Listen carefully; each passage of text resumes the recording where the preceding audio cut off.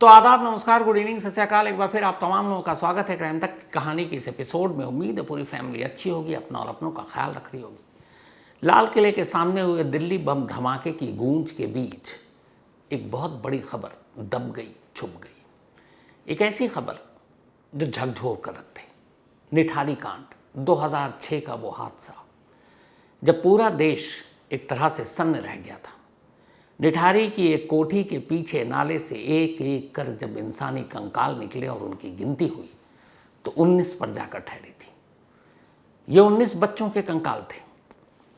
लेकिन बाद में जब ये मामला कोर्ट में पहुंचा तो कोर्ट ने कुछ कंकालों की हड्डियां और कुछ गिनतियों को देखते हुए, फॉरेंसिक रिपोर्ट को देखते हुए 16 बच्चों के कत्ल के मामले को दर्ज किया और उसका मुकदमा चलाने की इजाज़त दी। 19 कंकाल मिले, कंकाल के हिस्से मिले, लेकिन मौत की गिनती 16 पर जाकर रुकी कि 16 बच्चों का कत्ल हुआ है। उन 16 बच्चों के कत्ल के मामले में अदालत में मुकदमा हुआ। पहले नोएडा पुलिस ने इसकी जांच की, फिर बाद में सीबीआई आई। लोअर कोर्ट ने अपना फैसला सुनाया। सुरेंद्र कोहली जो उस कोठी का रसोइया था, नौकर था, उसे और उस कोठी के मालिक मुनिंदर सिंह पंढेर को सजाए मौत तक दे दी गई। फिर यह मामला इलाहाबाद हाई कोर्ट में पहुंचा। इलाहाबाद हाई कोर्ट ने 13 मामलों में सुरेंद्र कोहली को फांसी की सज़ा दी। मुनिंदर सिंह पंढेर को, उस घर के मालिक को, सबूतों के अभाव में बरी कर दिया। 13 फांसी की सज़ा पा चुका था सुरेंद्र कोहली। इसमें से एक केस एक 15 साल की बच्ची के कत्ल और उसका शोषण करने का था। इस मामले में लोअर कोर्ट ने भी सुरेंद्र कोहली को फांसी की सज़ा सुनाई।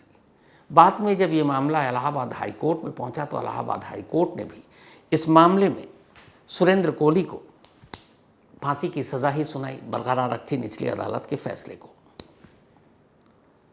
फिर बाद में ये मामला सुप्रीम कोर्ट पहुंचा।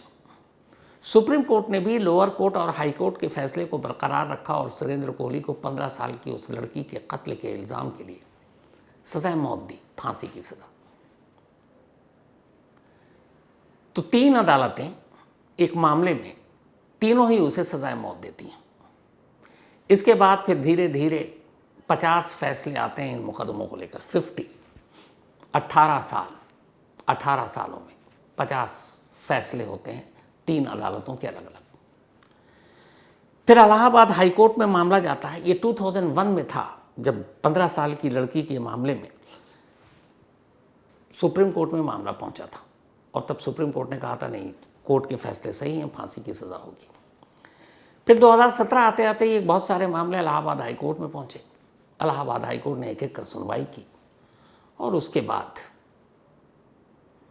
13 मामलों में जिसमें फांसी की सज़ा हुई थी, इलाहाबाद हाई कोर्ट ने उनमें से 12 में सुरेंद्र कोहली को बरी कर दिया। निठारी कांड के जितने भी इल्ज़ाम थे उनमें से 12 मामलों में सुरेंद्र कोहली बरी हो चुका था। अब सिर्फ बचा था एक जिस फैसले से उसे फांसी भी हो सकती थी और जिस फैसले के बाद वो बरी भी हो सकता था, और वो था उसी 15 साल की लड़की के कत्ल का इल्ज़ाम। निठारी के 16 बच्चों का मुकदमा चला, 13 में उसे फांसी हुई। 3 मामलों में कोई फैसला ही नहीं आ पाया क्योंकि सबूत नहीं, गवाह नहीं, तो उसमें ऑलरेडी वो बरी था। तो ये देखिए, अगर आप पूरे हिसाब से देखें तो निठारी कांड के 16 बच्चों के मामले में 16 मुकदमा दर्ज होता है। 16 मुकदमे में से 3 में सबूतों के अभाव में वो केस बरी कर दिया जाता है। अब बचता है आखिरी 13 मामला। इन 13 मामलों में से 13 के 13 में सुरेंद्र कोहली को फांसी की सज़ा दे दी जाती है, पहले निचली कोर्ट से, फिर इलाहाबाद हाई कोर्ट से। और इनमें से एक मामला तो फिर सुप्रीम कोर्ट पहुंचा, जो मैंने 15 साल की बच्ची का बताया। उसमें सुप्रीम कोर्ट भी उसे फांसी की सज़ा दे देता। इसके बाद सुरेंद्र कोहली सुप्रीम कोर्ट फिर पहुंचता है, उस फांसी की सज़ा को लेकर रिव्यू पिटीशन दाखिल करता है, पुनर्विचार याचिका, कि मिलॉर्ड एक बार और देख लीजिए, मैं बेगुनाह हूँ। सुप्रीम कोर्ट रिव्यू पिटीशन को भी खारिज कर देती है और कहती है कि नहीं, तुमने गुनाह किया, 15 साल की बच्ची को मारा है, तुम्हें फांसी की ही सज़ा मिलेगी, फांसी की सज़ा बरकरार रहेगी। इधर इस बीच में बाकी के 12 मामलों में इलाहाबाद हाई कोर्ट में सुनवाई चल रही है, जिसमें लोअर कोर्ट ऑलरेडी फांसी की सज़ा सुना चुकी है। उन 12 मामलों की सुनवाई के बाद एक इलाहाबाद हाई कोर्ट ऐसा फैसला सुनाती है कि हर एक सन्न रह जाता है, ख़ास तौर पर उन 16 बच्चियों के माँ बाप। इलाहाबाद हाई कोर्ट कहती है कि जो सीबीआई का केस है बेहद कमज़ोर है। सिर्फ एक बयान जो खुद सुरेंद्र कोहली का था और रसोई से बरामद एक चाकू, इन दोनों के अलावा ऐसा एक भी एविडेंस और सबूत नहीं है जिससे सुरेंद्र कोहली को मौत जैसी संगीन सज़ा सुनाई जाए। इस पूरे मामले में सुरेंद्र कोहली को काफ़ी दिनों तक पुलिस ने इलीगल एक तरह से पुलिस कस्टडी में रखा। मेडिकल उसकी रिपोर्ट नहीं है, उसको टॉर्चर किया गया, उसकी कोई सबूत या सफाई पेश नहीं कर पाई। जो ऑडियो रिकॉर्डिंग थी वो चिप ही गायब हो गई। फॉरेंसिक टीम ने जो जांच की वो फॉरेंसिक टीम अपनी पूरी जांच ढंग से नहीं कर पाई। उस यहाँ तक के D40 जो कोठी थी, उस कोठी में जब एक एक कर इन 16 बच्चों के कत्ल की बात आई, उस कोठी की जाकर फॉरेंसिक टीम ने छानबीन की, वहाँ से भी फॉरेंसिक टीम उस ढंग से कुछ नहीं कर पाई जो इस केस की कड़ियों को जोड़ सके और सुरेंद्र कोहली और पंढेर को गुनहगार साबित कर सके। पहले पुलिस, फिर सीबीआई, फिर फॉरेंसिक टीम, हर एक नाकाम।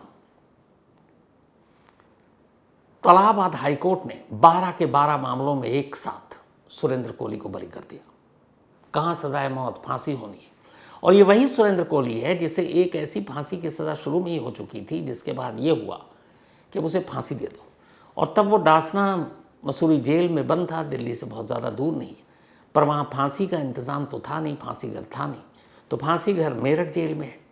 तो अचानक रात के अंधेरे में सुरेंद्र कोहली को लेकर मेरठ पहुँच जाया जाता है। वहाँ के जो मजिस्ट्रेट हैं वो भी इजाज़त दे देते हैं कि ठीक, इसको सुबह फांसी पे चढ़ा दो। और अब डासना जेल से सुरेंद्र कोहली को जेल वैन में बड़ी खामोशी से बिठाकर मेरठ जेल तक पहुंचा दिया जाता है। इत्तेफाक से ये खबर लीक हो जाती है। कुछ वकील सुप्रीम कोर्ट रात के अंधेरे में पहुंच जाते हैं और कहते हैं कि सुरेंद्र कोहली को अभी कैसे फांसी हो सकती है। 16 मामले हैं, 16 मामलों में से अभी कई के फैसले आने बाकी हैं। तो बाकी के जो फैसले आएंगे उसमें जब उसकी पेशी होगी तो वो पेशी तभी हो पाएगी जब वो जिंदा रहेगा। तो फांसी कैसे हो सकती है। सुप्रीम कोर्ट देर रात तक जागी। इसके बाद अब ये हुआ कि भाई ऑर्डर पास करें। सुप्रीम कोर्ट ने फांसी पे रोक लगा दी कि हाँ, अभी बहुत सारे केस हैं, उस पर सुनवाई होनी है, तो इसका जिंदा रहना ज़रूरी है। इसके बाद ये हुआ कि सुप्रीम कोर्ट ने रोक तो लगा दी, अब मेरठ जेल तक और मेरठ के जेल के जेलर और मजिस्ट्रेट तक ये फरमान पहुंचना है, ऑर्डर, कि इसकी आज फांसी रोक दो सुबह। अब ये हुआ कि वो कैसे भेजें, क्योंकि कानून ये है, नियम हमारे अंग्रेज़ों वाला अर्दली के हाथ भेजेंगे। अब ये देर रात हो चुकी है ऑलरेडी, कुछ वक्त बचा है फांसी में। तब ये होता है कि अर्दली लेकर जाएगा गाड़ी से, तब तक कहीं देर ना हो जाए और वो फांसी पे टंग ना जाए। तो फिर हुआ कि फैक्स कर दीजिए, आजकल मोबाइल व्हाट्सएप सबका दौर है। तो फिर पहले ऐसे मैसेज गया, तब फांसी रुकी। इसके बाद अर्दली से वो लेटर गया ऑर्डर का, ओरिजिनल कॉपी, तब वो फांसी रखी। उसके बाद उसको वापस डासना मसूरी जेल लाया गया। सोचिए, एक शख्स जिसके गले और फांसी के फंदे के बीच की दूरी बस कुछ मिनट की थी, जो लगभग फांसी पे चढ़ चुका था, वो बच गया, वापस आया। इसके बाद फिर मुकदमा चला। 12 में फांसी की जो उसकी सज़ा थी वो माफ़ कर दी इलाहाबाद हाई कोर्ट में। अब मौत और ज़िंदगी के बीच में सिर्फ एक मुकदमा था जो 2011 में खुद सुप्रीम कोर्ट ने उस पर उसकी फांसी की सज़ा बरकरार रखी थी। उसी मामले में उसने रिव्यू पिटीशन दाखिल किया, वो भी खारिज हो गई, सुप्रीम कोर्ट ने बरकरार रखी। फिर सुरेंद्र कोहली 2023 में पहुंचता है उसी मामले को लेकर सुप्रीम कोर्ट में, और उसके बाद कहता है कि मैं निठारी के हर केस में बरी हो चुका हूँ, सिर्फ एक केस है जिसमें मुझे फांसी की सज़ा सुनाई गई थी। इस फांसी की सज़ा की भी दिलचस्प कहानी ये थी कि सुप्रीम कोर्ट ने उसकी फांसी की सज़ा बरकरार रखी, तो वो इलाहाबाद हाई कोर्ट पहुँचा। उसने कहा कि मैं इतने दिनों से इस फांसी की सज़ा मेरी हुई है, न फांसी दी जा रही है, मैं हर दिन मर रहा हूँ, लेट हो रहा है, तो इस फांसी की सज़ा को अब दया मानते हुए उम्र कैद में बदल दें। इलाहाबाद हाई कोर्ट ने उस फांसी की सज़ा को, जिस पर सुप्रीम कोर्ट ने मोहर लगा दी थी, उसको उम्र कैद में बदल दिया और कहा कि नहीं, इसको फांसी देने में इतनी देरी हो गई, इतने साल हो गए, ये ठीक नहीं है, क्योंकि वो हर दिन जी रहा है और मर रहा है। तो इकलौता 12 केस में वो फांसी की सज़ा से बरी हो चुका था। 13वें केस में जिसमें फांसी होनी थी, इलाहाबाद हाई कोर्ट ने उसको बदलकर उम्र कैद में कर दिया। फिर सुरेंद्र कोहली सुप्रीम कोर्ट पहुंचा कि साहब मैं 12 में बरी हो चुका हूँ, एक में फांसी की जो सज़ा हुई थी जिस पे आपने भी मोहर लगाई, अब इलाहाबाद हाई कोर्ट ने उसको भी बदल दिया, उसको उम्र कैद कर दिया, लाइफ इम्प्रिजमेंट। तब उसमें मुझे उस पर भी बरी कर दीजिए, क्योंकि अगर मैं 12 मैंने ये काम नहीं किया, 12 बच्चों के कत्ल नहीं किया, तो 13वें में मैं कैसे गुनहगार हो सकता हूँ। सुप्रीम कोर्ट ने रिव्यू पिटीशन खारिज कर रखा था। अब उसके पास एक ही ऑप्शन था, क्यूरेटिव पिटीशन, सुधार याचिका, कि कुछ गलती हुई है जजमेंट में। उसने क्यूरेटिव पिटीशन दाखिल किया। जनरली कानून के जानकार ये कहते हैं कि क्यूरेटिव पिटीशन में बहुत कम कामयाबी मिलती है, लेकिन सुरेंद्र कोहली क्यूरेटिव पिटीशन लेकर सुप्रीम कोर्ट पहुंचता है। सुप्रीम कोर्ट में इसकी सुनवाई होती है और कल एक दिन पहले मंगलवार को यानी 11 नवंबर को सुप्रीम कोर्ट लंबे वक्त की सुनवाई के बाद 3 जजों की बेंच जो बैठी इसमें, उन जिसमें चीफ जस्टिस ऑफ इंडिया भी थे, तो सीजेआई यानी चीफ जस्टिस ऑफ इंडिया और 2 और जज, इन तीनों जजों ने अपना फैसला सुनाया और सुरेंद्र कोहली के उस जो 13वें और आखिरी मामले में भी बरी कर दिया। इसका मतलब ये हुआ, मोनिंदर सिंह पंढेर कोठी के मालिक पहले ही बरी हैं, आज़ाद हैं, उनके ऊपर कोई केस नहीं। सुरेंद्र कोहली एक आखिरी केस में बचा हुआ था, उसमें कल वो बरी हो गया। आज या कल जेल से रिहाई हो जाएगी, बाहर होगा, आज़ाद होगा। निठारी की बस्ती में रहने वाले उन माँ बाप से जाकर पूछिए कि इस फैसले का उनके लिए क्या मतलब है। 18 लंबे साल तक उन्होंने कानूनी लड़ाई लड़ी। 18 साल तक जिस जिसको मौका मिला वो कोर्ट में पेशी के दौरान हाजिर रहे। इन 18 सालों में मोनिंदर सिंह पंढेर से लेकर सुरेंद्र कोहली तक को उन्होंने फॉलो किया। इन 18 सालों में मोनिंदर सिंह पंढेर के अलावा उन्हें एक अय्याश मालिक कोहली को एक आदमखोर क्या क्या नहीं कहा गया। अगर सुप्रीम कोर्ट का ये फैसला सही है और इससे पहले इलाहाबाद हाई कोर्ट का भी फैसला सही है, क्योंकि अब बरी हो चुका है। जब इलाहाबाद हाई कोर्ट ने बरी कर दिया था, 12 के 12 फांसी की सज़ा माफ़ कर दी थी, मतलब खारिज कर दी थी, तो पूरा परिवार कोर्ट में पहुंचा था। सुप्रीम कोर्ट ने उसकी भी पिटीशन खारिज कर दी कि नहीं, इलाहाबाद हाई कोर्ट सही है, इसके खिलाफ कोई सबूत नहीं। अब 13वें और आखिरी केस में भी सुरेंद्र कोहली बरी हो गया।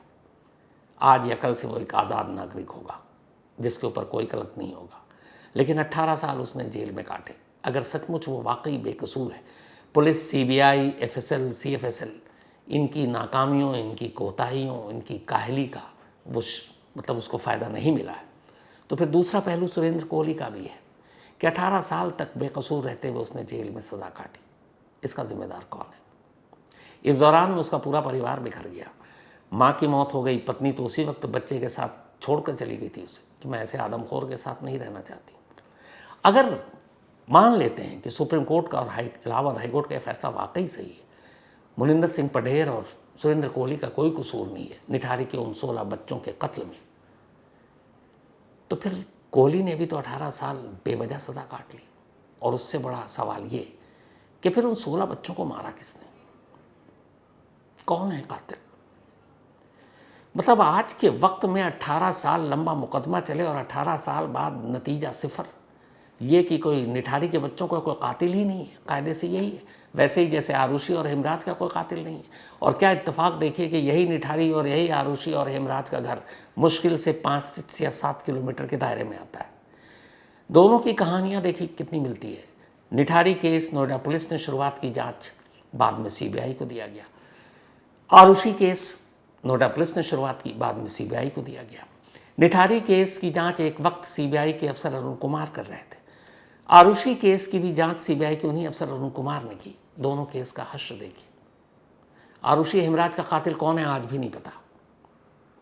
निठारी के 16 बच्चों का कातिल कौन है आज भी नहीं पता। देश की सबसे बड़ी अदालत तक ने अपना फैसला सुना दिया और अदालत ने कहा है कि इस केस में सिर्फ एक सुरेंद्र कोहली का बयान, वो भी पुलिस कस्टडी में लिया गया, जिसमें इल्ज़ाम है कि टॉर्चर करके, और दूसरा किचन से बरामद एक चाकू। इसके अलावा कोई ऐसा सबूत नहीं पेश किया जांच एजेंसी ने जिस पर हम उसे कातिल माने। यहाँ तक कहा गया कि जो किचन नाइफ पेश किया गया उसको देखकर लगता नहीं है कि इससे बच्चों के टुकड़े कर सकें, इससे बच्चों को काट कर कुकर में डालकर वो खा सके। ये चाकू उस लायक नहीं है और बयान पुलिस कस्टडी में दिया गया, उसकी कोई औकात नहीं है। इसके अलावा ऐसा एक भी एविडेंस न फॉरेंसिक टीम पेश कर सकी, न कड़ियाँ जोड़ सकी, न घर से कोई ऐसा सबूत हासिल कर सकी, न उस नाले से बरामद कर सकी, न कोई ऐसा विटनेस पेश कर सकी जो इन कत्लेआम का गवाह हो। मतलब कुल मिलाकर इतनी बड़ी लाओ लश्कर की टीम, पुलिस की और सीबीआई की, सब फेल। 18 साल बेवजह गए और 18 साल बाद अब सुरेंद्र कोहली बाहर आएगा। क्या कीजिएगा? सुप्रीम कोर्ट को भी कोसने का कोई मतलब नहीं, क्योंकि सुप्रीम कोर्ट सामने सबूत देखती है, गवाह देखती है, फॉरेंसिक एविडेंस देखती है, और ये सारी चीज़ें कौन पेश करता है? जांच एजेंसी। तो ये नोएडा पुलिस के माथे पे एक कलंक है, ये सीबीआई के माथे पर एक कलंक है।